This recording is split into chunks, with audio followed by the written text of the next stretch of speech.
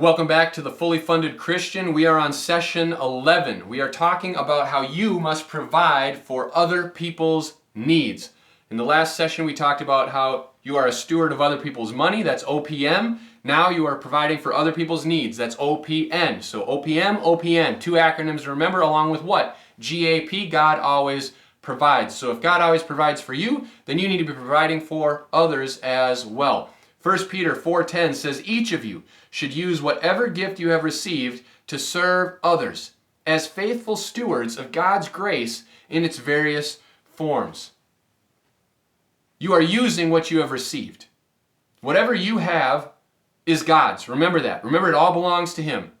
Everything that you have belongs to God, and so you are to use everything you have received to serve other people as a faithful steward, as a good steward. Galatians 6:2, carry each other's burdens, and in this way you will fulfill the law of Christ. Fulfill the law. What's the law? The law of Christ is different than the Old Covenant law. All right, so briefly, Old Covenant, New Covenant, Old Testament, New Testament. Covenant and Testament mean the same thing. And so in the Old Covenant, you had to fulfill all these laws. You had to follow all these things. 613 mitzvot, other little rules, laws, follow them. Jesus Christ came, established a new covenant, which is greater than the old covenant. Paul says the old covenant becomes obsolete in Hebrews. Well, Paul, or the writer of Hebrews, we believe it to be Paul, but the old covenant then is obsolete. You are under a new covenant, but the new covenant did not make all of this void. It took all of this and elevated it. So in following the new covenant, you are also following the old covenant. And when you do what you are commanded to do in the new covenant, you are meeting all of those requirements of the old covenant as well. And it says, when you carry each other's burdens, you fulfill the law of Christ, which is also the law of the new covenant. So we had all of these mitzvot, 613, then we had the 10 commandments, then we shrunk it down to more. We went from 613 to 10 to 5. Jesus says, love God, love your neighbor as yourself, all this kind of stuff. So down to 2. We're saying right now that if you do everything in love, and let love be your guide, then you will fulfill all of it. Because when you act in love, it's impossible to not be following the law of Christ or the covenant, either covenant. When you see someone on the street and they're hungry or they need clothes, and you say, here you go, sir, here you go, ma'am, let me get you some food, let me give you some clothes, let me give you some money, whatever it may be, you are acting in love. Now, whether you're just giving them something or whether you're saying, hey, come with me and I'll put you up in a house and feed you and clothe you and I'll teach you to do X, Y, Z and we'll get you a job and we'll re-indoctrinate you to society and we'll build you up. If you can do that, great. If that's your mission, great. To take people who are down and out and to give them housing and food and teach them and help them get back out there and become a benefit to society and give up all of their receiving, because you cast the demons out, you heal them, and now they no longer need support because they can go out there and work and support themselves as faithful members and contributors to the world in which they live. That's great, because now they are on their way to seeking first the kingdom and living for God, building the kingdom on earth as it is in heaven. Because there are no homeless in heaven. There's no poverty. There's no lack. And so you are to carry each other's burdens. And when you do that, you're acting in love. You're not seeing them on the side of the road and ooh, you're not repulsed by it. That wouldn't be love. That's hatred. That's disgust. When you act in that, that's not acting like God. That's not fulfilling the law of Christ. So let everything you do be done in love. You are providing for other people's needs. And you're using other people's money to do it. It's all God's. God's giving it to you, but you're using it to provide for other people. Now, He may be giving it to you through other people. He may be giving it to you through an income, through a job, through a royalty, through, I don't know, a trust, through interest, through bonuses, through however He may be giving it to you. And you can use that to provide for other people's needs. Your daily bread, remember? When you receive your daily bread and you say, well, I want more, make your daily bread a higher number. How do you make your daily bread a higher number? How do you make your needs a higher number? You take on more needs. And when you take on more of other people's needs, They become your needs, and God meets all of your needs, and through meeting your needs, he meets their need as well. Because you have made their need your need. See what I'm saying? It's very simple. You say it sounds complicated. It's simple. God meets all your needs. Your needs are all met, and now you say, all right, my friend, he needs something. I'm going to provide for him. I'm bearing his burden. So now you have just taken on that as your need. God meets all your needs. Now it's met, and you provided for them. We are commanded to use our wealth to take care of others, to do God's will. Using wealth to take care of others. How do we do that? Through giving it, through tithing, through offerings. Again, okay, old covenant, new covenant, tithes, offerings, whatever you believe that to be. We have several sermons on it. It's a very controversial issue because it relates to money. So you can watch all those, you can dive into it, you can comment on there, but very, very quickly I'll go through a little bit of this. Now, old covenant, new covenant. Remember, old covenant is something that might, it's obsolete, but do we still follow it? We follow the new covenant, which is elevated of the old covenant. So if the old covenant said this, we are doing this. Like Jesus says with the old covenant, in the old covenant it says do not murder. I tell you, do not even think about murder. The old covenant says do not commit adultery. I tell you, do not even think about it. He's elevating it. He's saying, not only are you not to do this, but let's make it like this. And so if in the old covenant, people are commanded to give 23.3%.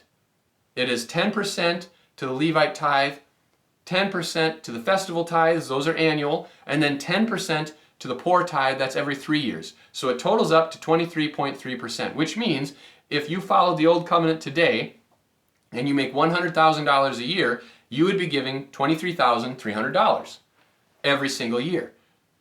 That would be a calculation.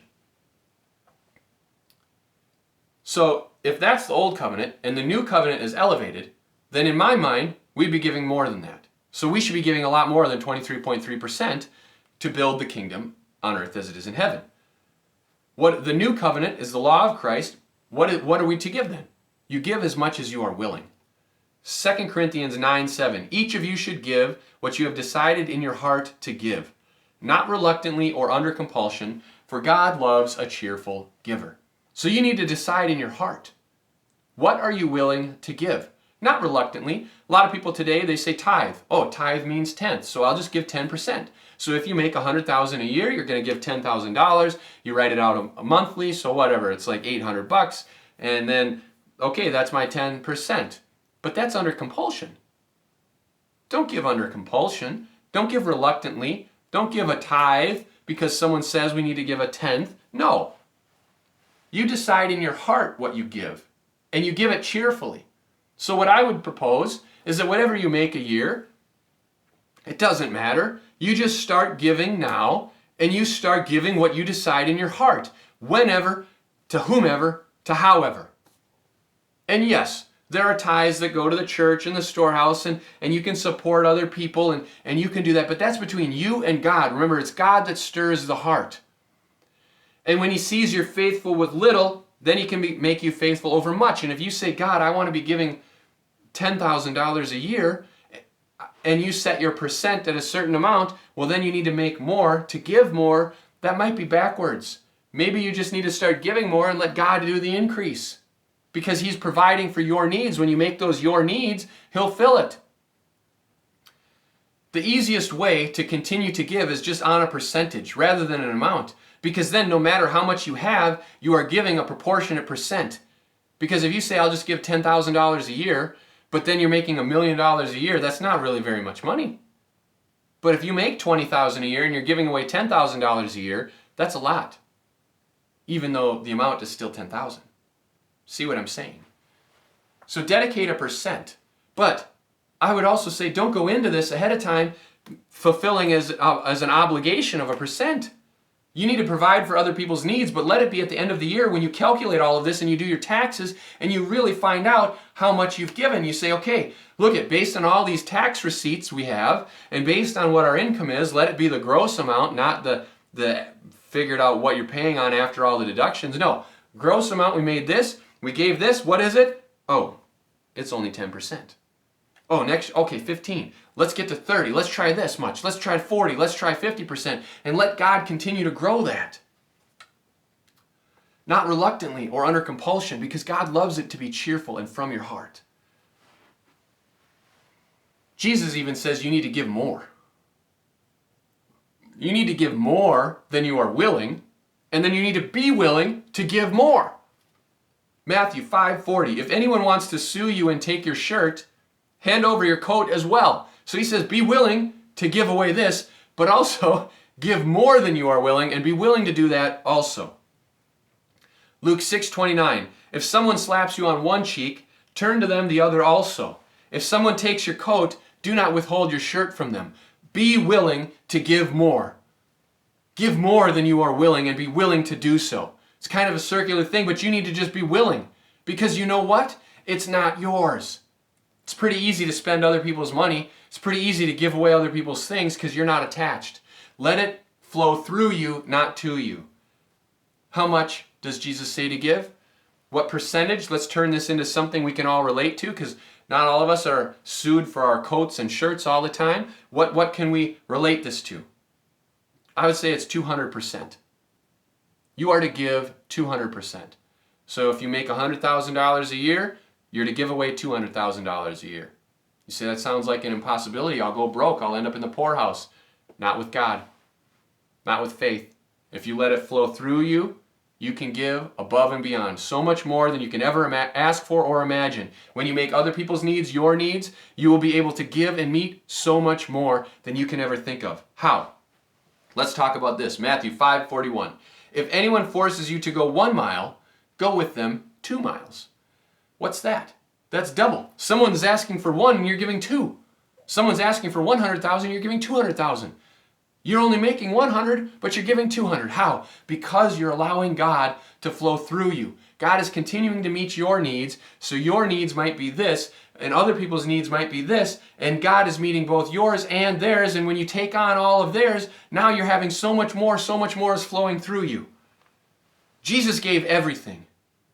And you want to be like Jesus, so use everything you have. Now, I'm not saying be frivolous and just start throwing it all out. I'm saying do it with thought, because what did God say? What you have decided in your heart. How can you decide something in your heart without God, who is the one who directs the heart like a watercourse where he pleases, as it says in Proverbs? So you need to do all of this with thought, with intention, and through prayer. Sometimes you might need to throw some fasting in there. You need to spend time with God, letting him direct your heart. And if he is saying to you, I think we need to give to XYZ, then do it. I think we need to do this. We need to buy this person's groceries. Doesn't matter what it costs. Swipe the card, my debit card, pull out my cash, whatever. Here we go. And when all of that totals up, it's going to be way more than you ever anticipated. But you are being led by God. You are allowing your heart to be stirred, and you are being obedient, and he is always providing more. So use all that you have. You already know that God's going to meet all your needs. You will never lack. You will never be in want. You shall not lack. So if you make other people's needs your needs, then God is going to meet their needs as well, because he is meeting your needs. So if you need whatever amount it is, you figure out your monthly number, you need $5,000 a month, and you find out that this other family needs $2,000 a month, and you say, okay, I am going to make their needs my needs. So God, now I need $7,000 a month. And the $2,000 you give to them and you provide for them, and God's still meeting your $5,000. And you say, wow, he's meeting all my needs, and you are carrying their burdens. Carry each other's burdens. In this way you fulfill the law of Christ. You are meeting their needs. You are providing for other people's needs. You are using God's money, other people's money, to provide for other people's needs. And God is meeting your needs as well. And pretty soon that number can get higher and higher. And you say, my needs are $5,000 a month. I've taken on their needs, their needs, their needs, their needs. And all of a sudden, my needs are 5, other people's needs are 10. I'm giving away 10, but I only need 5. Look at that. And you can just keep that number going and going. Your daily bread will get more and more. And God will continue to give it to you. Let's take a look at the story of the Good Samaritan.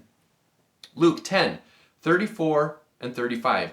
He went to him and bandaged his wounds, pouring on oil and wine. Then he put the man on his own donkey, brought him to an inn, and took care of him. The next day he took out 2 denarii and gave them to the innkeeper. Look after him, he said, and when I return, I will reimburse you for any extra expense you may have. He didn't say, hey, here's 2 denarii, keep it within this, all right? He didn't say, here's 2 denarii, don't go over 2 more. He said, hey, whatever it takes, I will cover it. He had faith God would provide. This is a Samaritan, someone who supposedly didn't believe in God or in the right God. But he took care of him. He met someone else's needs. He knew that he would have provision for it. That's how you need to think. When you make other people's needs your needs, you can give many times more. No matter what it is, above all you can ever ask or imagine, God will meet your needs. So, how do you start putting this into practice? You need to be generous. Have a generous heart. Have a generous mind. Don't be closed-handed. Be open-handed. Don't just give it away, but do so with thought and intention and integrity. And seek God. And be willing, because you know that it's not yours. And you are to meet their needs, building the kingdom here on earth as it is in heaven. Proverbs 11:25. A generous person will prosper. Whoever refreshes others will be refreshed. So when you are generous, you're going to prosper. You will have so much. Remember, will I not open the floodgates of heaven so that you will have so much that you will not have room enough to store it? And what do you do with all of the abundance? Continue to be generous. God continues to give more. 1 Timothy 6:18. Command them to do good, to be rich in good deeds, to be generous and willing to share. You need to do good, to be rich in good deeds, being generous and willing to share. Willing to share what? My time only. No. Everything you have. Your time, your house, your car, your money, everything, your food. Be generous and willing to share. Not disgruntled about it. Not angry. Oh man, my spouse invited these people over and now we have to feed them. The neighbor kid's coming over again. We got to feed them. It's like every day we feed this kid. We don't even get paid for it. Hey, be generous and willing to share. You are making their needs your needs. And God is always going to provide. God always provides. Remember, GAP, G-A-P. 2 Corinthians 9:6. Remember this, whoever sows sparingly will also reap sparingly, and whoever sows generously will reap generously. Sowing and reaping. This is a law like gravity. If you sow generously, giving more, then you will reap generously. What did Paul say? We have sowed spiritual seed among you. Is it too much to ask that we reap a material harvest from you? When you sow generously, if you are sowing material things, you are going to reap generously in the material world. If you sow money to others generously, you will reap money back. Now, I'm not saying it's always a one-for-one conversion, that if it's money, money. If you sow food, it's food. But the point is, when you sow generously, you will reap generously. And if you're sowing spiritually, is it too much to ask that you will receive and reap a material harvest? In whatever form and capacity that may be? No, it's not. So start sowing generously, spiritually and physically, materially. Be generous, and you will be refreshed. Be willing to share. You will reap generously. 2 Corinthians 9:11. You will be enriched in every way so that you can be generous on every occasion, and through us your generosity will result in thanksgiving to God. Be generous on every occasion, not just some. So when you're at the grocery store and you see someone struggling, you pay. You're generous. At the gas pump, you're generous. The neighbor kid comes over, you're generous. Someone mows your lawn for you, you're generous. In the offering plate, you're generous. With a donation, you're generous. With missionary, whatever it may be, generous on every occasion. Why? Because you are making their needs your needs, and God is providing for your needs all the time. He is your source. When you start to get this mentality and you settle it in your heart, then you know it is a certainty, guaranteed, beyond a shadow of doubt. God, am I supposed to make this person's needs my needs? Am I supposed to provide for them? And God says, yes, because it is within my will. And you say, good, come on, I'm taking care of you. And bam, God is going to meet that need for you so you can meet it for them. Luke 6:38, give and it will be given to you. A good measure, pressed down, shaken together, and running over will be poured into your lap. For with the measure you use, it will be measured to you. Think about this. This is saying that with a good measure you give, with that measure that you use, it will be given back. This is not a return on investment. This is given back. So what you give will be given back to you. Not more, but an equal amount. This is an advance. This is a loan. Proverbs 19:17. Whoever is kind to the poor lends to the Lord, and he will reward them for what they have done. Think about this. When you give to the poor, you are giving to God, and you become a lender to God, and he is in debt to you. And so God will repay that, but he's not going to repay it with interest. He's going to give it back to you, dollar for dollar. So how much, knowing this, how much will you advance God? How much how big is his line of credit? Do you trust God? God is the best person to ever go into debt, to be a lender to be your debtor. You loan money to people all the time. You give money to people all the time, and they may not pay you back. How about loaning to God, who will pay you back guaranteed? How much will you advance God? How much do you trust him? I trust him with $1 for every homeless person I see. Okay, that's not much. He'll give you that back, no problem. I trust him with $5. I trust him with 10. I trust him with a $20 bill. I carry around $20 bills in my pocket, and every time I see a homeless person or a beggar, here you go, $20. But don't just give them the 20. You give them the 20 and say, because Jesus has blessed me, because God has blessed me, I am able to do this. I have made your needs today my needs, and God always provides. And you give them a little bit of a sermon right there. Would you like to know the God that I know so that your needs can be richly provided for everything you need? And if they say no, okay, do you want the 20? God knows what you're going to do with it. And they'll say, nah, keep it. Or they'll say, yes. Help me know that, God. And you will be a soul winner for Christ. And you can lead them on the path of salvation and discipleship. Through your example, through your good works. Why do you do good works? So that they may glorify your Father in heaven.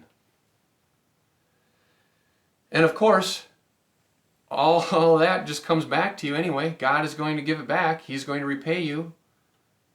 So why wouldn't you give it away? Because you know that you're lending to the Lord and he will repay you for what you have done. That's pretty cool. Give to the poor. The poor are always around. Deuteronomy 15:11. There will always be poor people in the land. Therefore I command you to be open-handed toward your fellow Israelites who are poor and needy in your land. Now you say, oh, that's only Israelites. We live in somewhere else, so it's not applying to us. Listen, if you are a person of God, you are a seed of Abraham. You are a child of God. You are a son of God. You are an heir to the throne. You have an inheritance. You are the seed of Abraham. All the promises are yes and amen to you. So guess what? You need to be open-handed toward your fellow children of Abraham. You need to give. You don't need to be going and asking, oh, are you this? Do you meet these requirements? No. Don't even think about it. Give. Because why? You are lending to the Lord. You're advancing God. He has a credit with you. He has a big line of credit. And everything that you give, he will give to you. What the measure you use, it will be measured back. And he will bless you even beyond that in other areas. With this area, it's 1 for 1. In other areas, you could reap 100-fold. You will receive more. Proverbs 28:27. Those who give to the poor will lack nothing, but those who close their eyes to them receive many curses. So in this area, when you give to the poor, you lack nothing. This means in this spot, whatever you give to the poor, you will lack nothing. Meaning God will give you many, many more times whatever you are given. So if you provide for their needs and you give to the poor, then your needs are met. Above and beyond all that you could think, ask, or imagine. Your wants, your needs, everything. You will lack nothing. Proverbs 22:9, the generous will themselves be blessed, for they share their food with the poor. Blessed. Let me ask you something. If you are living and you need something for your kids, you say we need to buy them new shoes, but we don't have the money, we can't do this. Is that blessed? That's not blessed. Blessed would be, my kid needs new shoes, let's get some. Blessed is this, is we have this need, it's full, it's done, it's met. End of story. That's blessed. So when you are generous, when you give to the poor and you lack nothing, you are blessed. You have an abundance in all occasions, in everything. Remember, we've read these verses. In all things, at all times, on every occasion. You are blessed. God is able to meet all your needs so that you will abound in every good work, everywhere, in everything. How much will you advance God? How much do you believe this? Will you bear each other's burdens? Will you take on other people's needs? Will you make them your needs so that God will continue to meet your needs, so that you will never lack? And when you never lack, you can continue to be your brother's keeper. Continue to provide for other people. Now, you say, well, I've been giving my cousin all this money and they just seem to blow it all the time. He goes to the casino, he smokes cigarettes, he drinks, but God's not giving me more. Well, is that building the kingdom on earth as it is in heaven? No. Well, you said that just to give and not worry about it, that's between them and God. In a way it is. But if you know the person and their situation, then that's not building the kingdom. That's enabling a bad habit. That's helping someone live in sin. That's not good. That's why you need to pray and seek God and let Him stir your heart. And so you know that if someone is a missionary, it's always going to be God's will for you to give them something. And if someone is hungry, it's always going to be God's will for you to feed them. And if someone needs clothes, it's always going to be God's will for you to clothe them. And if that's the point, that if there are things that you know that it would be God's will to do, that Jesus would do, then you know that you will be prosperous and successful because of that God will bless you because of that you will receive more because of that when you give, that's a loan to the Lord and He will repay you for what you have done. But if you say, oh, I'm being generous, I'm buying so-and-so their alcohol, no. That doesn't fit. If you say, I'm being generous, I'm buying Bibles and I'm handing them out to people and hopefully they read them, okay, that's good because you are spreading the word.